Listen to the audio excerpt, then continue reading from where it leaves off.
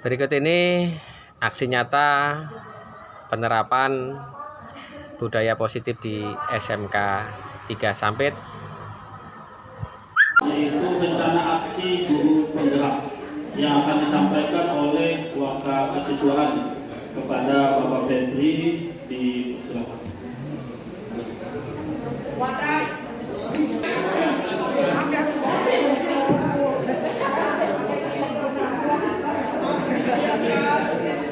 Oke, assalamualaikum warahmatullahi wabarakatuh.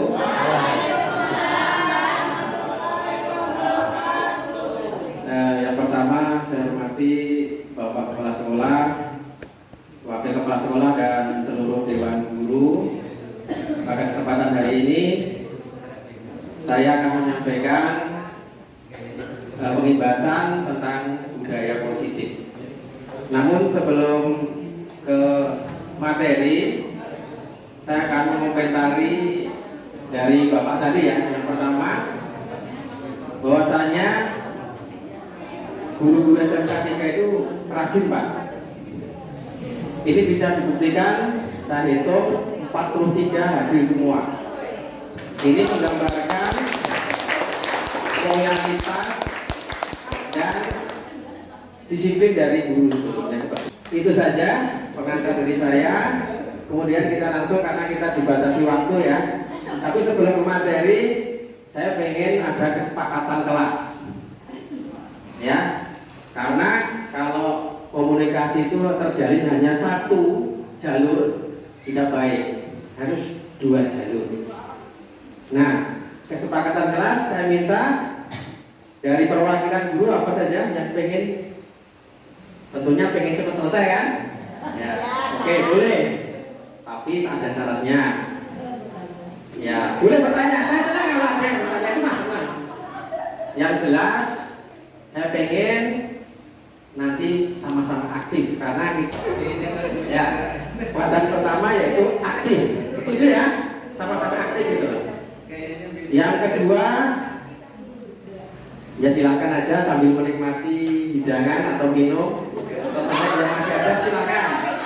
Yang penting santai tapi kita tetap fokus, otak kita tetap encer ya. Nah itu.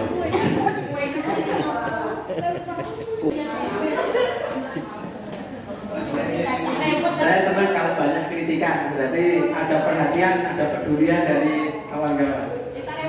Kita mulai dari, ya kita sudah punya kesepakatan. Yang pertama cepat selesai, yang kedua aktif.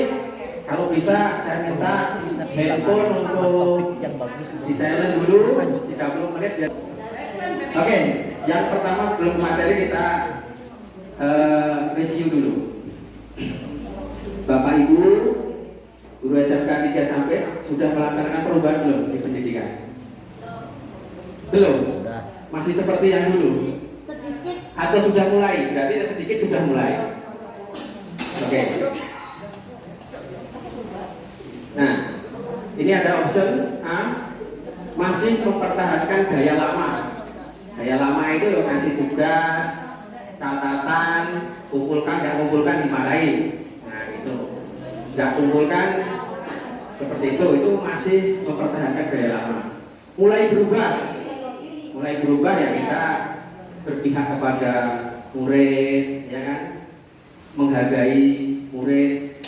Bisa belajar melalui sumber-sumber yang ada, bukan hanya dari kita saja. Yang C adalah yang sudah melaksanakan perubahan. Kayaknya melihat dari guru-guru di SMK 3 kita sudah ke C ya, sudah melaksanakan perubahan. Tapi masih proses ya, jadi melaksanakan perubahan terus. Nah itu yang diinginkan dari pendidikan di kita di Indonesia itu seperti itu, sudah melaksanakan perubahan. Ya, next. Oke, kita muncul ke slide berikutnya yaitu apa makna budaya positif. Nah ini janjinya kan aktif dong. Sekarang budaya positif itu yang bagaimana menurut Bapak Ibu?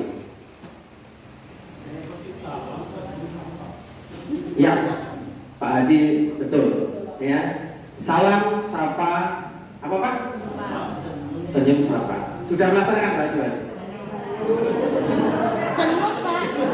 Loh, bener ya? Budaya positif. Iya, nggak apa-apa. Yang penting 3 itu. Mau sapa dulu boleh, baru senyum boleh. Ya? Tidak apa-apa. Bagus. Ada lain? Pak Thomas apa? Sangu. Kamu itu maksudnya Pak, mereka pulang ada yang dibawa. Oh, oke. Yang lain? Tidak memberi sanksi hukuman ya, boleh. Ini sudah melaksanakan perubahan berarti. Dari hal kecil saja Bapak Ibu. Ya, contohnya kalau saya ya, saya kasih contoh, saya menghafal nama anak aja, anak dari kelas di situ. Setidaknya kita bisa menghafal baik nama, karakternya dan lain-lain dalam satu kelas itu minimal 80%. Itu pasti luar biasa. Ya, karena gini, pengalaman ya, pengalaman kalau kita menghafal, misalkan kita ambil contoh, kita memanggil anak, hei sini kalian, atau kalian sini dengan Anggi, sini ke ruangan bapak, lain, bener nggak? Anak merasa dihargai. Itu dari hal-hal yang kecil aja. Bunyinya apa? Good. Ya, memberi apresiasi siswa. Nah, memberi apresiasi itu seperti tepuk tangan. Kalau yang laki-laki sama laki-laki ya, nah, bagus kamu. Nah itu kalau saya sering lakukan kalau di lapangan seperti itu, bagus kamu. Tingkatkan atau kasih jempol. Nah itu ada lagi banyak loh. Lagi Mbak Titi ini pakai ini aja. Ya.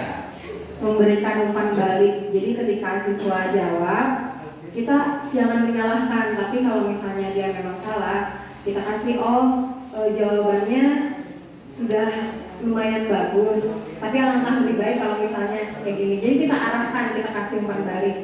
Iya. Luar biasa. Tepuk tangan untuk Bu Vicky. Nah, seperti itu hal-hal yang kita akan laksanakan perubahan itu dari kecil-kecil dulu. Mungkin kita bisa salaman atau senyum atau ngasih sapaan, ya. Gimana kabarnya? Atau itu senang anak. Nah, itulah budaya-budaya yang kita akan bangun di SMK 3. Kita. Iya, nih. Jadi yang dimaksud dengan budaya positif adalah nilai-nilai atau kebiasaan-kebiasaan di sekolah yang berpihak pada peserta didik agar mereka dapat berkembang menjadi pribadi yang kritis, penuh hormat dan bertanggung jawab. Nah, dari sini ada yang disampaikan Bu Julia? Kayak lagi sedih ya kayak gini ya. Oke, lanjut next. Nah, perubahan paradigma. Nah, untuk membangun budaya positif, sekolah, nah sekolahnya double sekolah, saya garis-garis biar nanti ada penekanan, menyediakan lingkungan yang positif, aman, nyaman, agar murid-murid mampu berpikir, bertindak, dan mencipta dengan merdeka, mandiri, dan bertanggung jawab. Tadi sudah langsung dari Bapak Kepala Sekolah tadi kan menyampaikan itu kan. Nah, sekolah kita kotor, sekolah kita masih banyak sampah. Nah, ini akan mempengaruhi lingkungan yang tidak positif tadi, ternyata membuat anak kurang berpikir.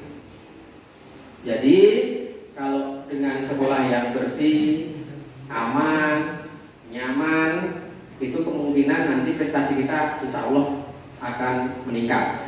Amin. Langsung ke arah sana. Jadi betul kita membangunnya ke mental atau diketuk dari hati nuraninya. Tidak boleh kita masalah sampah kita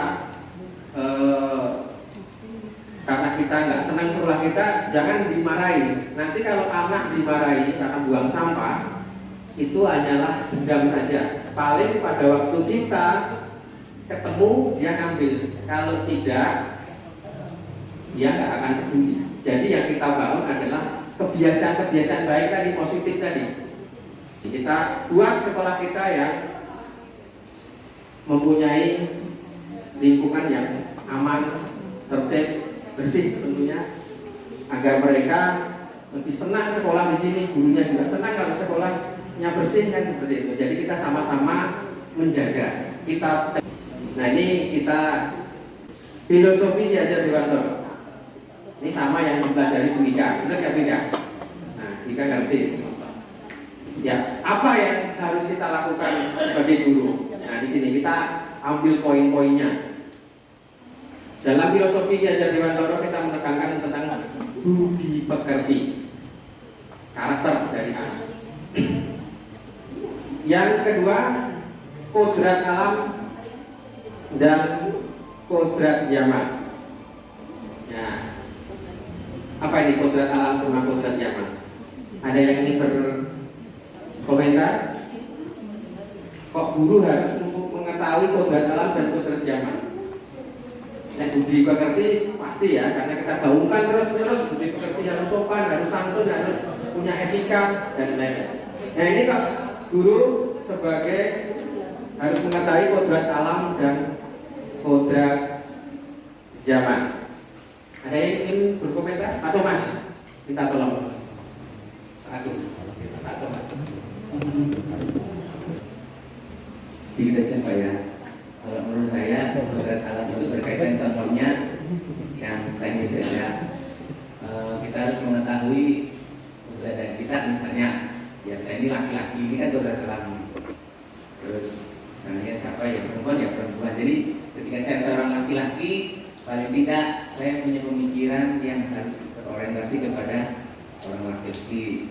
Itu cara berpakaian, cara bertindak, cara berpikir. Nah itu mempengaruhi bagaimana hasil kita di luar, karena dipengaruhi kodrat alam yang memang ada pada diri kita. Itu singkat saja Pak menurut saya. Terus kodrat zaman itu menurut saya bagaimana memang zaman itu selalu movement ya, bergerak ya. Zaman dulu ini contoh Pak misalnya Pak ya. Kalau zaman dulu kita lewat depan orang tua itu memang harus bilang permisi, harus tunduk gitu ya. Tapi kalau menurut saya atau yang diajarkan keluarga saya bahwa itu bagus, tapi itu kodrat zaman waktu pendidikan zaman Belanda. Jadi kita cukup bilang permisi, tidak terlalu harus menundukkan badan, karena pendidikan itulah pendidikan yang dididik dari zaman Belanda supaya ada gap dari penjajah dengan orang Indonesia. Kalau zaman sekarang ya kita cukup bilang permisi tanpa harus tunduk-tunduk. Nah itu Pak Bos. Terima kasih. Luar biasa, tepuk tangan untuk Pak Thomas. Ada yang berpendapat lain? Iya, Bu Nova, adiknya. Saya kenal semua ya. Yo, Bapak Ibu guru harus juga kenal nanti sama peserta didik. Mungkin nih menurut pendapat saya ya Pak ya. Ya. Ya tahu benar soalnya. Menurut saya kodrat alam itu guru harus mengetahui dia atau guru tersebut dan siswa mengajar di wilayah mana. Misalkan mereka berada di suatu daerah pantai, jadi mereka bisa lebih banyak ekspor tentang budaya alam di daerah pantai. Bisa juga misalkan di daerah yang pegunungan, tapi tidak sebanyak atau semaksimal mereka mengekspor di daerah mereka, supaya mereka bisa bereksperimen atau bisa mengembangkan atau menggali alam di daerah mereka. Sedangkan kodrat zaman mereka bisa menyesuaikan, guru-guru bisa menyesuaikan atau membuat media pembelajaran yang inovatif dan kreatif mengikuti perkembangan zaman di mana digital semua digunakan. Jadi kita harus menyesuaikan dengan perkembangan teknologi digital. Ini saja menurut saya Pak. Tepuk tangan untuk Bu Nova. Kalau kasih poin Bu Nova ini nilainya 100. Memang seperti itu. Ya, sesuaikan dengan kodrat alam dan kodrat zaman. Jadi kita itu kan generasi yang dulu diajar sama guru-guru yang killer ya, yang kalau nggak bisa penghapus ini bisa melayang ke kepala kita. Itu saat itu, ya. Sama betul sama Pak Thomas tadi, dulu kita itu kalau lewat di depan guru itu sampai kayak gini ya Pak ya, kalau di Jawa seperti itu. Nah ini seperti itu. Jadi di guru kita harus merupakan perubahan itu karena seperti itu. Yang diajar kita dengan kita saat belajar itu sangatlah berbeda karakternya. Anak-anak sudah lihai main HP ya, komputer. Ya jangan diajari yang ecek-ecek, harus kita lebih tinggi lagi seperti itu untuk masalah modal alam. Nah untuk itu kita memang diwajibkan untuk berubah ini karena kita yang diajar berbeda dengan karakternya dengan yang kita saat belajar dulu. Oke, kita lanjut. Guru sebagai petani dan murid sebagai biji jagung. Nah, ini maksudnya, jadi guru ini ibaratnya petani. Petani itu dari memilih bibit, kemudian dengan teknik menanam bibitnya, kemudian merawat sampai berbuah sampai apapun. Nah itu sebagai guru. Jadi kita ini seperti itu tugasnya. Ya, kompleks, sangat kompleks. Kemudian siswa itu adalah biji jagung. Biji jagung kan sama ya, istilahnya dari biji ada yang gede, ada yang jagung hibrida, atau jagung yang biasa. Dan nanti kita sama prioritasnya, ngasih perhatiannya sama, awalnya itu sama. Ya, nanti di perkembangan ada jagung itu yang tidak bisa tumbuh dengan cepat, ada yang cepat. Nah ini tugas guru untuk yang lambat itu bagaimana seperti itu. Kemudian guru harus sebagai penuntun. Tidak ada lagi kita nanti pada waktu memberi pelajaran itu seperti seorang yang istilahnya narasumber. Jadi dikira kita ini serba tahu. Tidak seperti itu sekarang. Paradigmanya kita nuntun aja, arahkan aja anak. Ya, kita ngarahkan aja. Oh anak ini cocoknya ke olahraga. Ya, kita nggak bisa untuk menuntut anak itu pinter matematika, pinter agama, pinter olahraga. Ya nanti kita arahkan saja. Biar anak untuk memilih nanti yang dia pilih untuk kelak di masa depan. Nah kemudian semua anak terlahir dengan bakatnya masing-masing. Tadi sudah sampaikan, guru harus berpihak pada anak. Anak harus diberi kemerdekaan dalam belajar. Ya, contoh, ada pengalaman dari Bapak Ibu untuk masalah guru harus berpihak pada anak. Ada? Ini kayaknya Bu Aulia ini. Silakan, saya ngerti kok. Dengan batin saya pengen berkomentar berpihak pada anak itu bagaimana?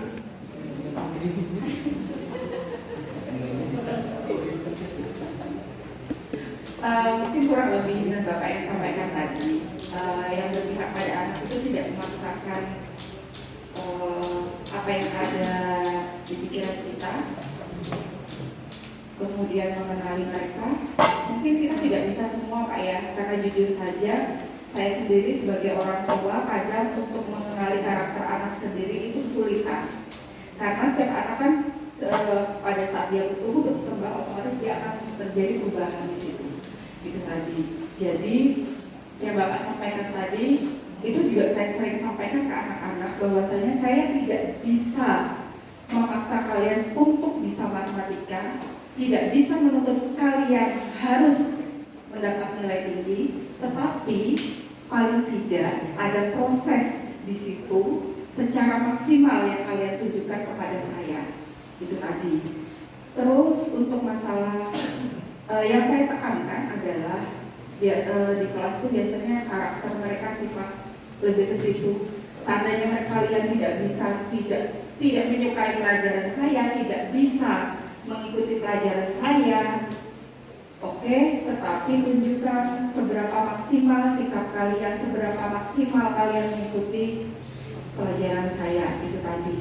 Kemudian untuk karakter mungkin beberapa sikap Pak ya, karakter anak itu juga yang mungkin memang sebenarnya kita perlu ada kedekatan emosional dengan mereka yang akhirnya nanti kita mengerti, kita bisa memahami mereka, kenapa sih mereka seperti ini,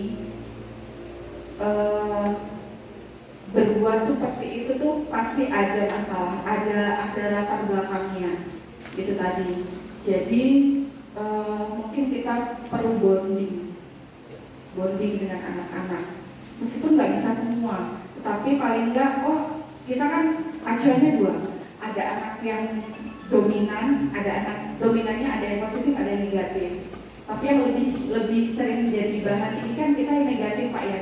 Positif oh selalu kita ini, tapi yang negatif kadang kita anggap aja mereka negatif. Padahal di balik itu sebenarnya ada hal yang perlu kita cari tahu gitu loh. Itu sih buat saya. Oke, terima kasih Bu Aulia. Tepuk tangan untuk Bu Aulia.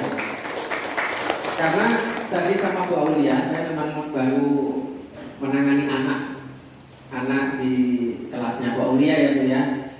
Tadi ada di masalah P5. P5 itu ada anak itu yang nggak mau berkelompok sama teman-temannya, dia nggak aktif lah, dia pasif.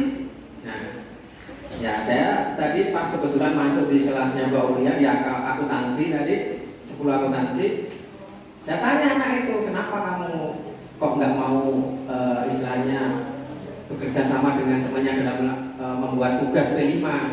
Saya nggak senang Pak. Nggak senang dia, jadi nggak senang dia, aku nggak mau ikut.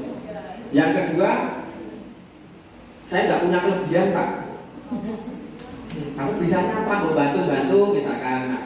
Saya nggak punya kelebihan, komputer nggak bisa, bikin motong-motong nggak bisa, gini terus Pak.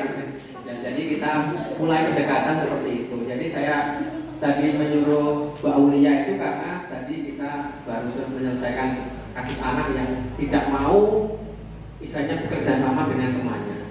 Tak minta kamu pengen ganti kelompok, enggak. Memang dia tipikal anak yang soliter ya, dia enggak berteman gitu. Ya itu.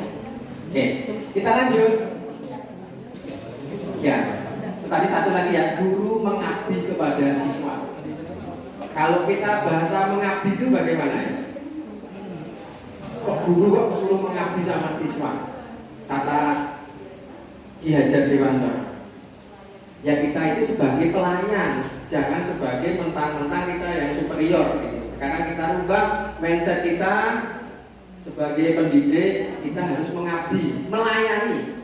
Contohnya kita kan melayani, misalkan kita lagi check-in di hotel, ada nggak yang resepsionisnya galak atau judes? Jarang ya. Pasti kalau di hotel-hotel berbintang itu orangnya sopan, cantik, menarik dan lain-lain. Ya itu karena sama dengan kita sebagai guru di kelas itu kalau bisa ya mengabdi kepada siswa. Siswa ini kamu itu butuh apa toh nak? Kesulitanmu apa tanda seperti itu. Tidak boleh mengejas siswa lagi. Wah itu nggak bisa kalau pelajaran ini nggak bisa.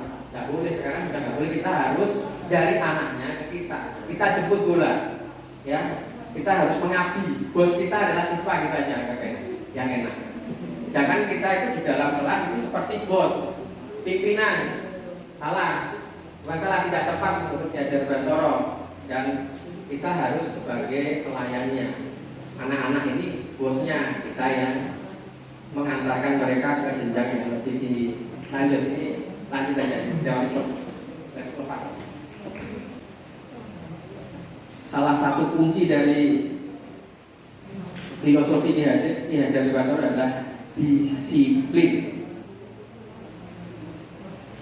Bapak Ibu sudah sering terdengar di telinga kita itu masalah disiplin. Disiplin itu macam-macam ya. Asik Pak. Kata disiplin sering kita kaitkan dengan tata tertib, teratur, kepatuhan pada peraturan. Kata disiplin sering dikaitkan dengan hukuman, padahal itu sungguh berbeda dengan belajar.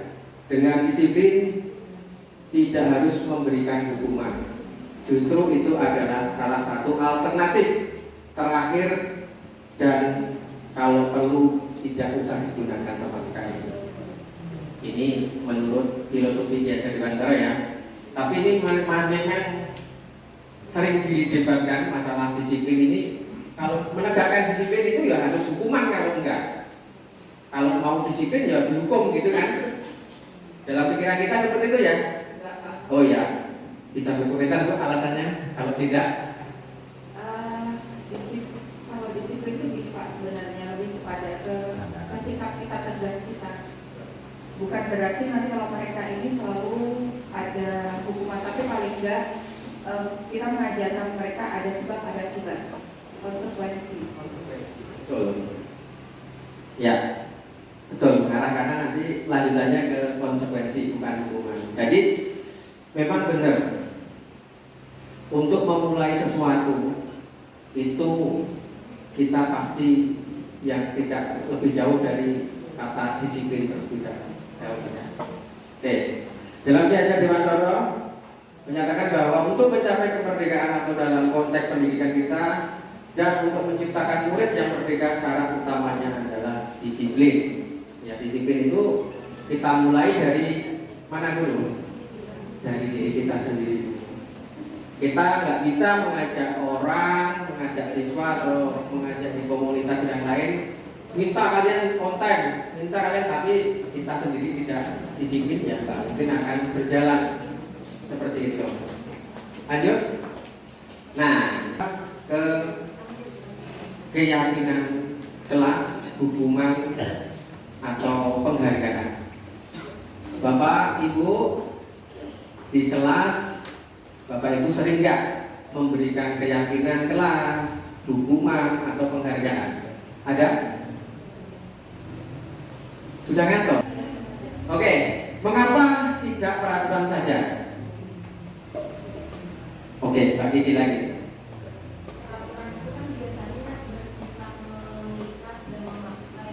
Iya.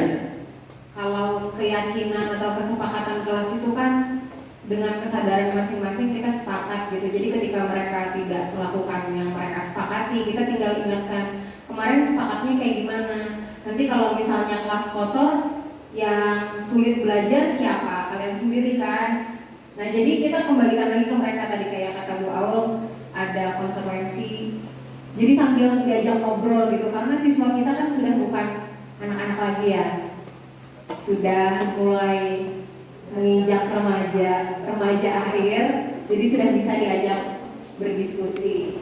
Betul sekali ya. Jadi di sini kita diarahkan dalam pemberian pengajaran itu kita sebisa mungkin membuat kesepakatan. Kalau kesepakatan itu kan antara dua orang atau lebih ya. Kalau peraturan cenderung itu sudah dibuat. Jadi hanya melaksanakan aja, tidak melaksanakan hukum, kan gitu kan? Pelanggaran gitu. Kalau kesepakatan itu nanti kalau dia tidak melaksanakan atau tidak memenuhi, mungkin ke konsekuensi. Konsekuensi kan atas dasar kesepakatan tadi. Misalkan ini tadi kan sudah saya buat kesepakatan kan harus aktif, tidak boleh bermain handphone kan gitu kan. Nah, nanti kalau memang main handphone, nah tadi kesepakatannya apa? Misalkan saya suruh jelaskan apa, nah itu namanya konsekuensi. Lanjut. Ini lagi ya. Nah tadi keyakinan kelas. Lanjut. Nah, keyakinan kelas itu kita definisikan adalah nilai-nilai kebajikan. Break dulu ya. Silakan diminum dulu. Baik, bisa dilihat slide-nya. Di sini ada beberapa ya. Nah, kita seperti ini tindakan guru. Nah, kita misalkan ada tindakan guru mencatat 100 kali di dalam buku kalimat saya tidak akan terlambat lagi karena dia tadi terlambat sekolah. Ini hukuman atau konsekuensi? Dan kayak gini. Hukuman ya. Oke, betul. Kemudian kasus yang kedua, lari mengelilingi lapangan basket 2 kali karena terlambat hadir ke sekolah. Hukuman. Murid diminta push up 5 15 kali karena tidak menggunakan masker. Hukuman. Mengganti kertas tugas teman yang telah dicoret-coret. Mengganti. Konsekuensi. Ya. Membersihkan tumpahan air di meja tulis karena tersenggol pada saat belajar. Konsekuensi. Nah ini yang terakhir, lari mengelilingi lapangan bola basket 2 kali karena terlambat 10 menit, tapi jam saya, jam PJOK, ya. Kalau kesepakatan di awal, kalau terlambat 10 menit dan dia setuju untuk melaksanakan itu, berarti konsekuensi. Betul sekali, ya. Sesuai kesepakatan, ya. Kalau memang saya guru olahraga, guru penjas, ya, memberi hukuman lari atau push up tadi asal kita sudah di awal, pernah saya lakukan itu, malah kena saya sendiri. Jadi setiap terlambat masuk, saya sekali 1 menit keliling lapangan basket. Makanya saya ditertawa Bu Lili ya misalnya, Pak Febri itu lari terus, kenapa? Saya terlambatnya 20 menit ya, 20 kali saya. Nah, jadi harus konsekuen juga. Jadi kita kalau sudah bikin kesepakatan misalkan dengan siswa, ya kita harus bertanggung jawab. Bukan konsekuensi itu hanya untuk siswa, guru tidak kena, itu nggak boleh, harus sama-sama. Oke, kita akan berbicara ke tema berikutnya yaitu kebutuhan dasar manusia. Ini apabila tidak terpenuhi memang pasti ada permasalahan. Kebutuhan dasar manusia itu yang pertama adalah bertahan hidup, ya, atau di situ survival. Nah, itu misalkan makan, ya kan? Mungkin yang sering minum susu itu kebutuhan. Nah, kemudian yang kedua adalah cinta kasih atau diterima. Benar ya? Kemudian yang ketiga adalah penguasaan. Pengen kita kan yang ngatur kan? Ya kan? Di hati kita itu pengen diatur atau mengatur? Mengatur. Itu kebutuhan manusia sudah. Kebebasan. Dan yang terakhir adalah kesenangan. Ini kita terapkan di dunia pendidikan. Jadi kita lihat dulu dari anak yang bermasalah, misalkan ada yang bermasalah ya, kita lihat diajak ngobrol. Mungkin nggak anak ini yang di sini terhambat? Usah dia itu nakal, kita bilang nakal ya tahu ya bahasanya ya, tidak bisa diatur. Nah, kita cari kenapa anak ini kok yang lain 36 2 kok tidak bisa diatur. Kita cari apa ya penyebabnya. Nah, mungkin kurang kasih sayang. Rata-rata di sekolah kita ini dari saya menangani anak ini rata-rata kurang kasih sayang, jauh dari orang tua atau diterlantarkan orang tua. Kemungkinan seperti itu. Atau jarang kesenangan. Bisa loh jadi ya, teman-temannya punya handphone, iPhone, dia pengen tapi nggak, jadi akibatnya berontak. Atau pengen laptop tapi tidak dibelikan sama orang tua. Ini ada kasus lagi masalahnya, ya. Karena dia itu bandel itu karena nggak dibelikan sama orang tuanya laptop. Bener ya Mbak Ulia ya? Ya. Saya sering sharing sama Mbak Ulia tentang siswa. Nah tadi ada yang bandel itu karena nggak punya, pengen laptop sebetulnya, tapi tidak tahu orang tuanya itu punya atau enggak. Yang penting saya punya laptop kayak temennya. Mungkin kebebasannya mungkin di rumah dikekang, tidak boleh keluar, akhirnya pas di sini masalahnya di sini. Nah, ini bagi siswa. Mungkin juga.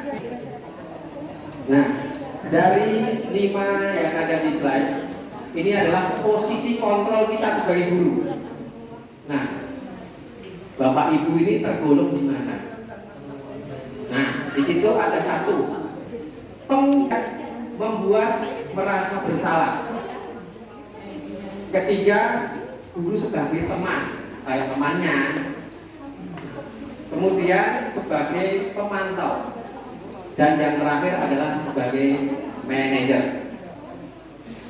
Mungkin jadi sebagai penghukum. Nah ini kita bahas satu-satu ya. Biar kita sama-sama berbenah. Ya. kita harusnya sebaiknya tidak menghindarkan untuk hukuman, karena dalam menghukum itu bisa menghakimi, menunjukkan, menyakiti, menyindir. Kemudian kalau kamu tidak melakukan, awas. Nah, biasanya itu senjata kita, kan? Padahal kita ini hanya menakuti anak aja. Ya, yang paling terakhir. Kemudian membuat merasa bersalah. Misalkan berceramah, seharusnya kamu jangan gini. Ibu ini kecewa loh kalau kamu itu nakal atau tidak bisa diatur. Gak kasihan sama ibu sudah tua. Ya itu rasa bersalah. Gitu. Maafkan saya, dia yang salah, kita yang suruh minta maaf. Nah itu kita merasa sebagai guru membuat merasa bersalah. Sebagai teman, itu hati-hati ya sebagai teman. Kalau yang masih single itu hati-hati. Kita sebagai teman, tapi suatu saat jangan kita atur aja waktunya. Nah biar mungkin kalau ada masalah, biar dia mau cerita, kita lakukan seperti itu boleh. Tapi jangan. Nah, kemudian sebagai pemantau. Nah, guru sebagai pemantau itu menghitung dan mengukur apa peraturan, menyesuaikan diri, bisa diawali.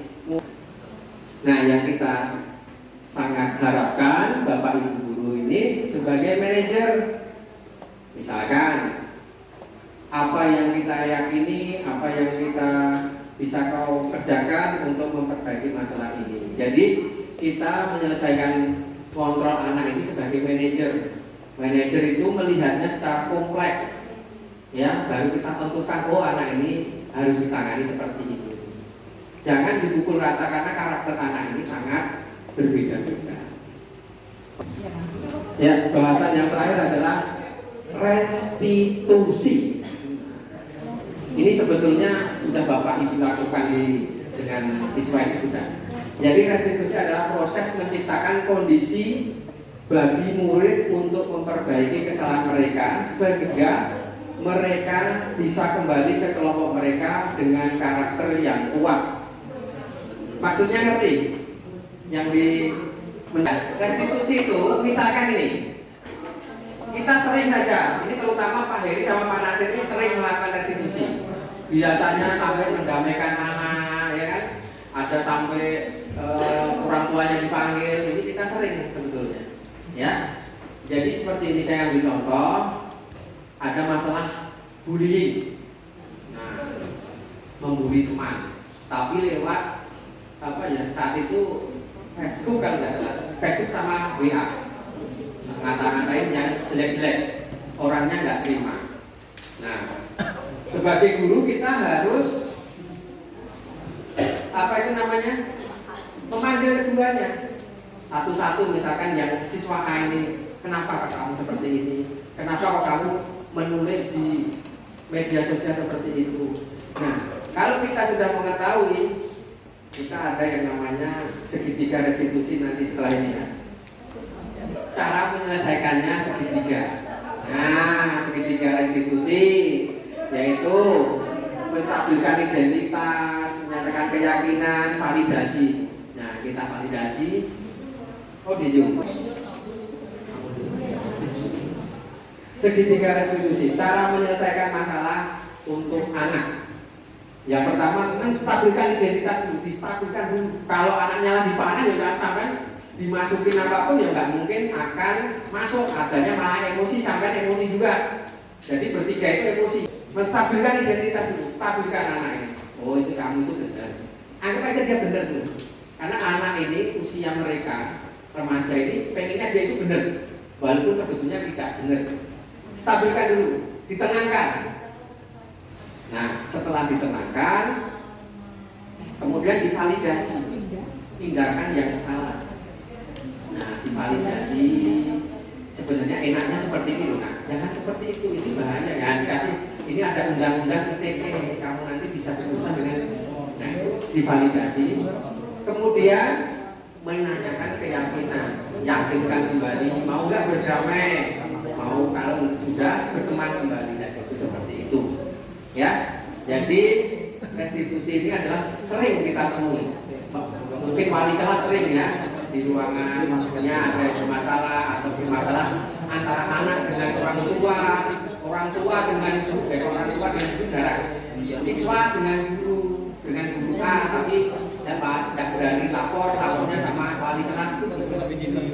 Nah, ini adalah restitusi. Jadi penanganan kasus dengan siswa itu yang namanya restitusi. Aja ada sebelum saya tutup, ada pertanyaan atau tanggapan, silakan. Gak ada, berarti pengen diulang. Oke, baik. Yang penting intinya satu, kita berubah ke arah yang baik. Itu aja. Ya, jadi besok kita tata hidup kita dalam sebagai guru mengajar di SMK kita, SMK 3 lebih baik lagi. Yang belum disiplin kita tingkatkan disiplinnya. Yang belum berpihak kepada siswa kita lebih berpihak kepada siswa. Yang kurang atau cuek dengan anak kita lebih perhatian terhadap anak. Mungkin itu saja gambaran singkat. Saya juga sosialisasi, semoga Bapak Ibu guru yang ada di sini menjadi generasi guru penggerak. Lainnya bisa menyusul kami karena ya istilahnya sekolah kita itu butuh perubahan, guru-guru yang mau berubah. Pak Baris ya, siap lah Pak? Ya. Oke, demikian yang bisa saya sampaikan. Terima kasih atas perhatiannya. Saya ucapkan terima kasih kepada sekolah yang memberikan ruang bagi saya untuk mengimbaskan materi modul 1.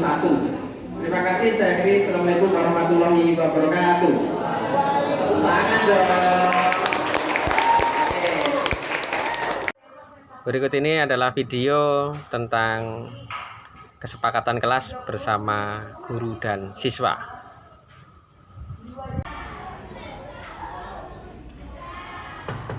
Assalamualaikum.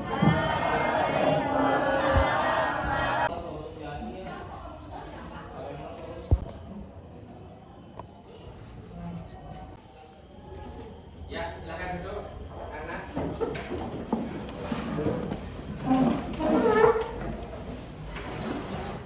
Selamat pagi semuanya. Pagi.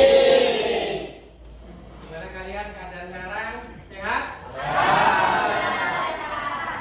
Oke, kalau sehat, gembira? Oke, Bapak mulai pembelajaran hari ini ya. Sebelum pembelajaran kita berikan semangat dulu supaya nanti pembelajaran kita nyaman. Hadir kata Lino Basuramin Kasaruga Basengat Kajubakar. Ya, oke. Hari ini ada yang tidak hadir? Saya tulis yang tidak hadir. Siapa yang tidak hadir? Muhammad Badali ya. Keterangannya apa? Oke. Yang sehat harus tetap menjaga kesehatan ya. Istirahat yang cukup dan sempatkanlah untuk berolahraga walaupun hanya 30 menit. Siap ya? Ya. Baik, untuk memulai pembelajaran kita awali dengan berdoa. Siapa yang mungkin berdoa? Oke, silakan. Teman-teman, sebelum belajar, sebaiknya kita berdoa menurut ajaran dan kepercayaan agama masing-masing. Berdoa dimulai.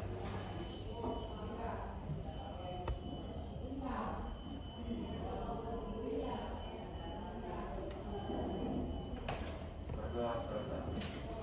Terima kasih.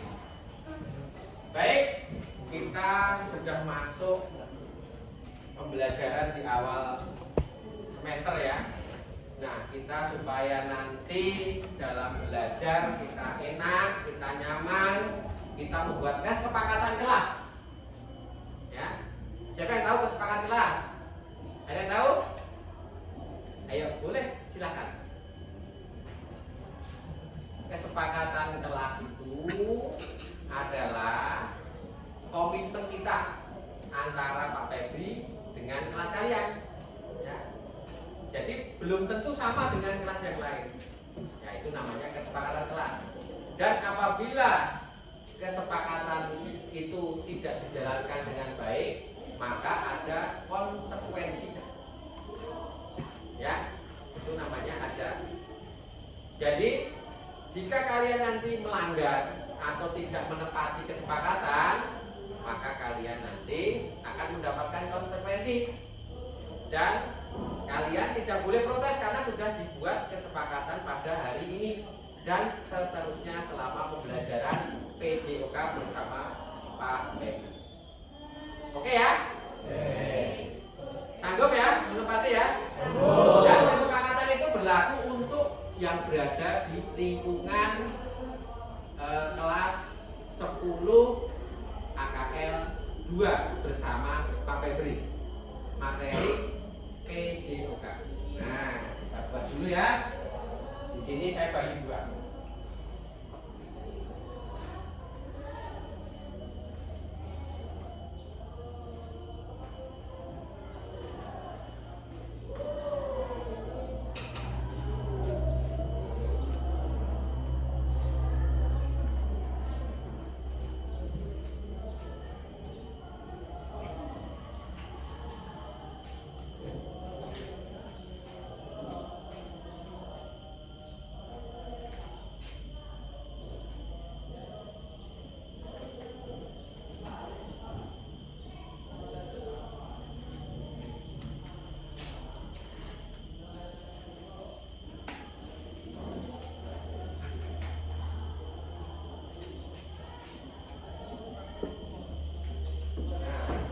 Oke, ini masing-masing siswa ya nanti menulis ya, menulis di sini. Bisa minta tolong salah satu atau dua anak untuk membagikan. Nanti ditulis di sininya ya, yang ada putih-putihnya berarti bagian belakang. Nah, silakan dibagikan. Nah, silakan dibagikan. Nah, satu siswa satu ini satu kertas, nanti bisa dibagi. Jangan tulisannya jangan besar-besar ya, kecil-kecil aja. Kesepakatannya lebih dari satu boleh, banyak boleh, asal di situ cukup. Dan tulis konsekuensinya.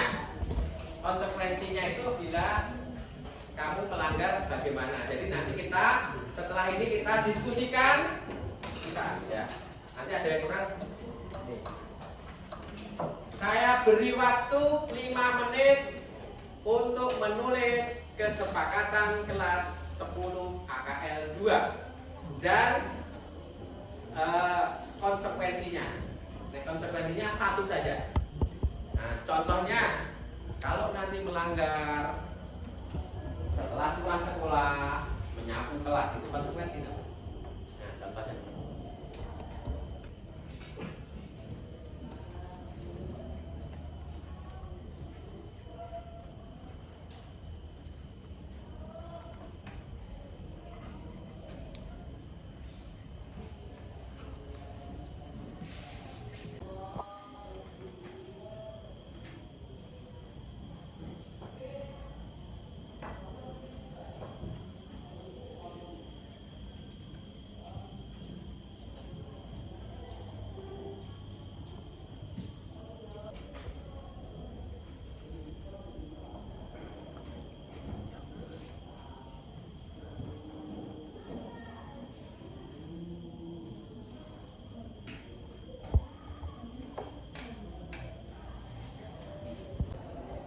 Baik, sudah semua ya? Ayo, siapa yang mau maju duluan? Oke, Yonatan, silakan dibaca ya, terus nanti ditempel. Baik teman-teman, saya ingin membacakan kesempatan kelas yang saya buat. Pokoknya konsekuensinya ringan-ringan aja, nggak terlalu berat kok.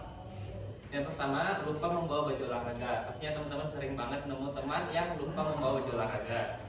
Konsekuensinya buat cowok silahkan push up 25 kali. Oke. Buat perempuan squat jam 10 kali. Dan juga pastinya teman-teman sering dengar berbicara ketika guru sedang menjelaskan materi. Jadi guru harus menjelaskan 2 kali gitu karena teman-teman sendiri salah teman-teman sendiri. Di sini buat konsekuensinya sama aja, buat cowok push up 25 kali, buat cewek squat 10 kali. Itu kesepakatan Oke. saya. Baik, itu saja. Ya, tepuk tangan untuk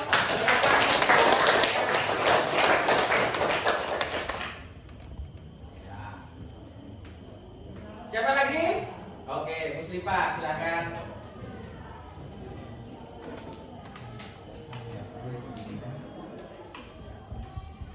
Jadi kesepakatan menurut saya yaitu memakai pakaian olahraga dari rumah jika pelajaran olahraga pada jam pertama. Oke. Jika tidak, akan dikenakan konsekuensi yaitu piket kelas selama 1 minggu. Oh ya, oke. Tepuk tangan untuk Muslipa. Satu lagi, ada yang lain? Siapa yang mau maju? Ada nggak? Coba Devi. Devi coba.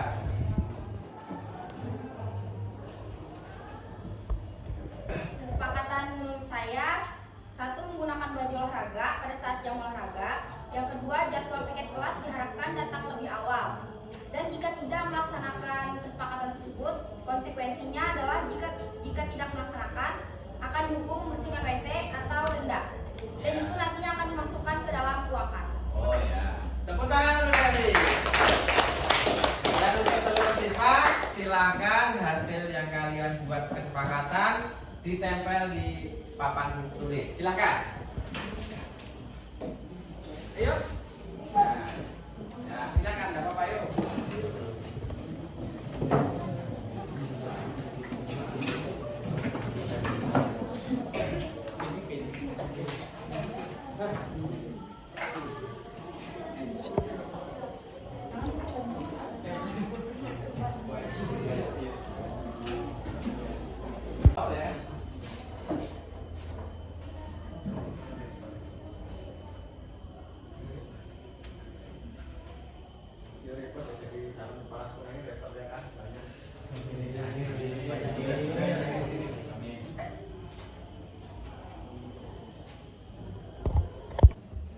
Baik, dari yang ditempel tadi Bapak sudah menyimpulkan rata-rata yang paling banyak seperti ini, ada 5 poin kesepakatan. Nah, saya minta tolong Ria untuk membacakan kesimpulan kesepakatan yang dibuat dan membacakan kesimpulan konsekuensi apabila melanggar. Silakan. Maju, boleh maju.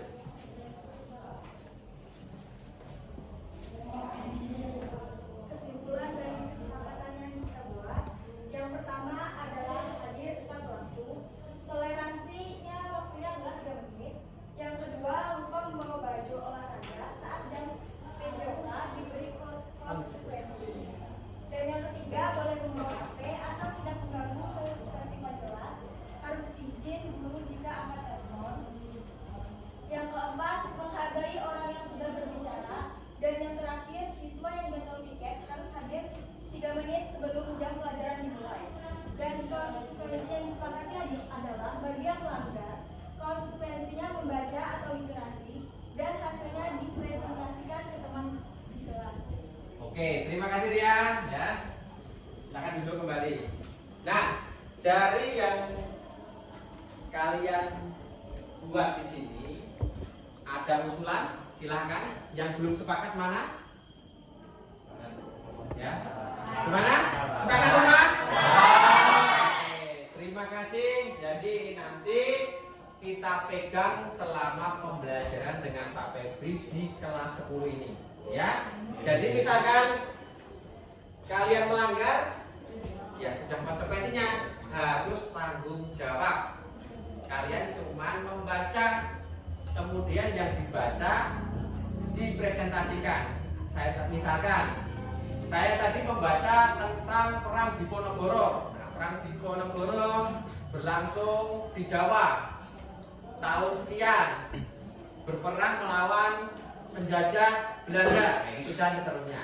Ya, supaya apa?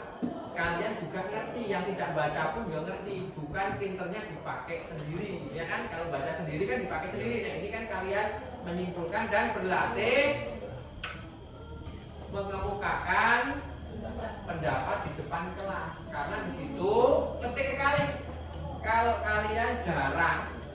maju seperti saya ini, ngomong di sini akan belepotan. Tapi kalau sudah berbiasa, nggak ada masalah. Oke ya, baik. Itu saja kesepakatan dan kita langsung ke materi yang pertama. Oke, ada pertanyaan sebelum ke materi? Ya. Oke, terima kasih. Assalamualaikum warahmatullahi wabarakatuh. Hai semua, saya Devi Purnamasari dari kelas 10 akuntansi 2. Di sini kami sudah membuat kesepakatan serta konsekuensi di kelas. Kami berharap setelah membuat ini, kegiatan belajar mengajar akan lebih nyaman dan tertib. Kami senang belajar PJOK bersama Pak Febri.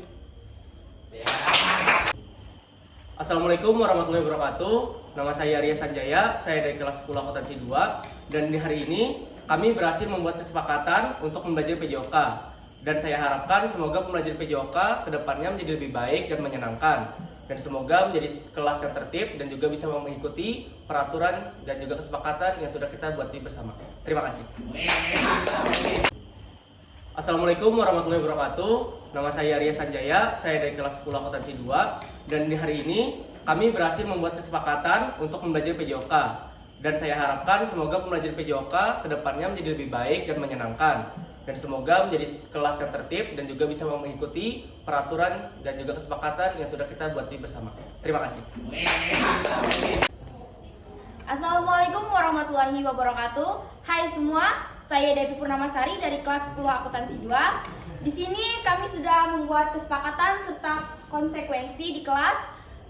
Kami berharap setelah membuat ini, kegiatan belajar mengajar akan lebih nyaman dan tertib. Kami senang belajar PJOK bersama Pak Febri.